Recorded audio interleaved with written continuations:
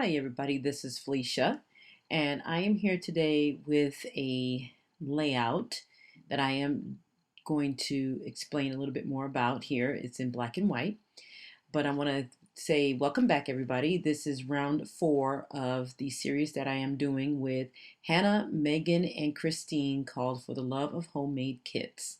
So this is layout number 1 for round 4. So if you haven't taken a look at my kit share there's up in the corner there's a reminder. There is a little information thingy that you can click on up there, and it'll take you to the kit share that I have already done. So in the kit share, I do not have the black vellum piece there. So that I had to pull out of my stash, and because I completely forgot that I would be layering these two photos. And so I had to go and dig out of my stash there. So there it is right there, the vellum pack from Die Cuts with a View. So I had to use that because I had a layout in mind, and then I forgot all about pulling out the dots. And so instead of me pulling out the red and white dot paper that you see over there to the left, I was supposed to pull out the black and white vellum so at the time. So anyway, so we're going to replace that so that way I'm not adding another 6x6 piece of paper. All right, so now the photos. This photo is of a lighthouse that is located here in Point Reyes, California, and that's on the coastline there. And I've been trying to go see this lighthouse for a little while now. I finally got a chance to go there to it. Um, it was fantastic. It was the best thing I've ever seen as far as lighthouses are concerned. Not in particularly the lighthouse itself, but the amount of stairs you had to go down to get to the lighthouse. It was insane, but it was so much fun. And it was freezing cold out there. It was about 51 degrees at the time when we went, which was just the last week. And it was great though, because here in Sacramento, where I live at here, Sacramento, California, it was 102 degrees that day. So we escaped the temperature for about 8 hours, and we loved it. It was the greatest view and the greatest everything. So it had 308 steps.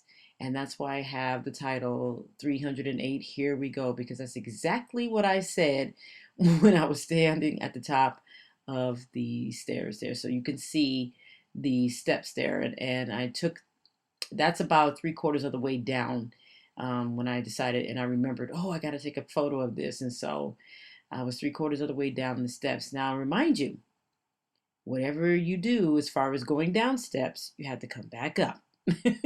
So that was not on my mind when I was going down these steps. I was like too excited. So you can see on my layout here, I have two different sets of arrows, some going down and then some going up.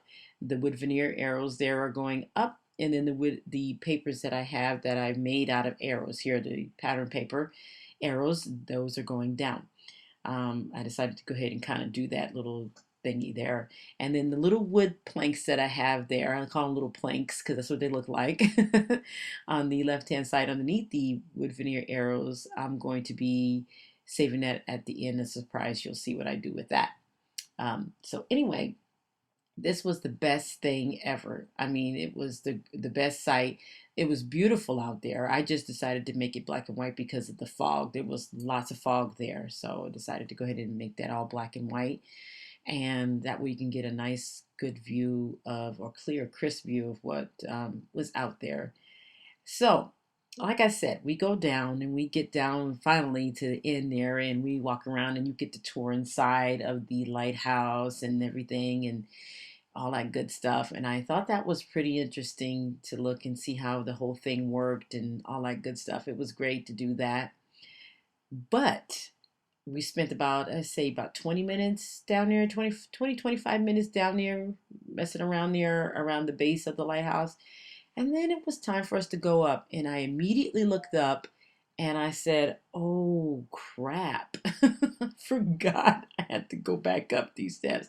Now I've been going to the gym, don't get me wrong. I'm in somewhat of a okay shape, but Boy, let me tell you, I was just, well, yeah, your legs tell on you. They do tell on you when you have to climb 308 steps.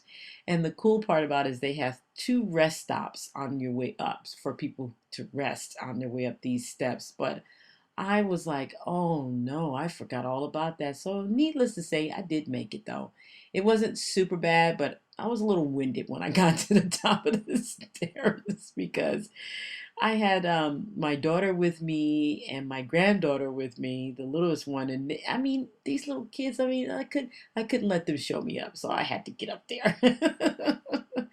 And then I also had two other children with me that my daughter was babysitting at the time, and I was like, oh no, they're not gonna leave me in the dust. And sure enough, I was able to keep up and everything, and I got up there. But boy, that was a lot of steps, you guys. 308 out, down, and 308 up. So and that's why I put the title there.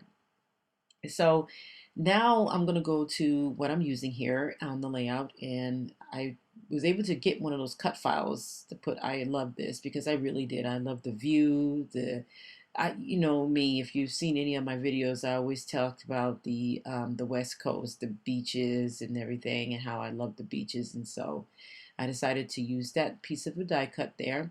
And then right now I'm going to be I'm cutting off the extra threads, but I'm going to also pull one of the ends of the thread through so that it can be taped behind that paper arrow there.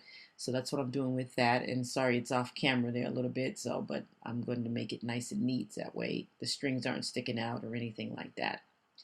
So it's really easy to pull the thread back through, by the way. So I wasn't sure if I was going to be sewing, and I also used the wrong color thread. I didn't realize that I still had the black thread in my sewing machine, and so I started sewing, and I was like, oh no. So I just left it at that.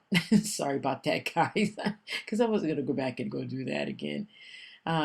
Anyway, so that is what I'm doing there with the pattern paper arrows that I made and kind of layered them on top of each other. That was pretty easy to make and do. Um, so now I'm going to be gluing down a lot of the elements here that I've picked out. And that flower that you just saw me lift up, that was one of the canvas flowers. I've actually using a few of those here on this layout, and I was really surprised, to be honest with you, that I even used them on this layout, but I did, and I'm happy that I did. At least I finally busted that package open, and like I said, I do not know how long I've had that package.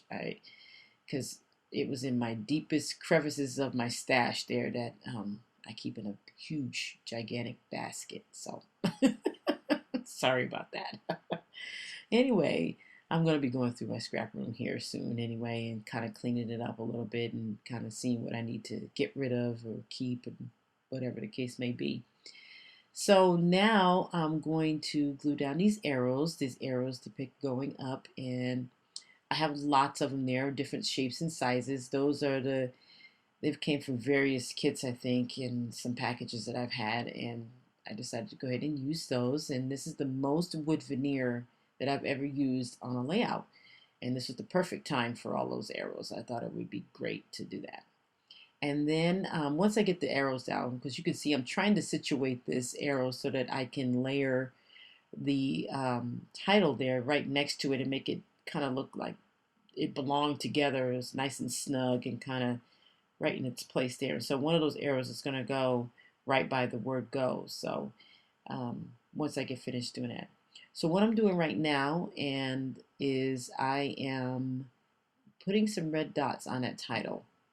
Showed it pretty quickly there, but that's what I'm doing. I'm putting some of the red dots on that title there on that phone because it's easy to color that. I've done it before in a previous video from a little while ago, and I like doing that because, like I said, you could change the colors on those things, and they're very easy to change the colors. So I use one of my Copic markers to do that with. And now I'm going to glue down the planks, the little wood veneer planks. And I'm going to be staggering these. And I decided to use these because they were in that variety pack, and it was the perfect thing to use. And they kind of depict steps. And so that's why or steps, I should say, at a beach. If you're going down some of those little side mountain steps, you can notice they make like a little, I don't know what you would call it, makeshift step planks or something like that. But anyway, that's what I'm going to use. And so now here's what I was holding out on is I'm journaling on it. And it worked perfect. Oh my gosh, I couldn't believe how perfect it worked to journal on that.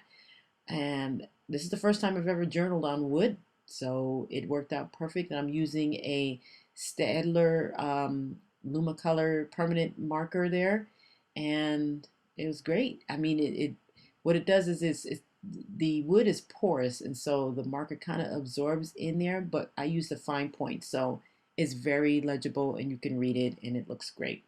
So that's what I decided to do with that.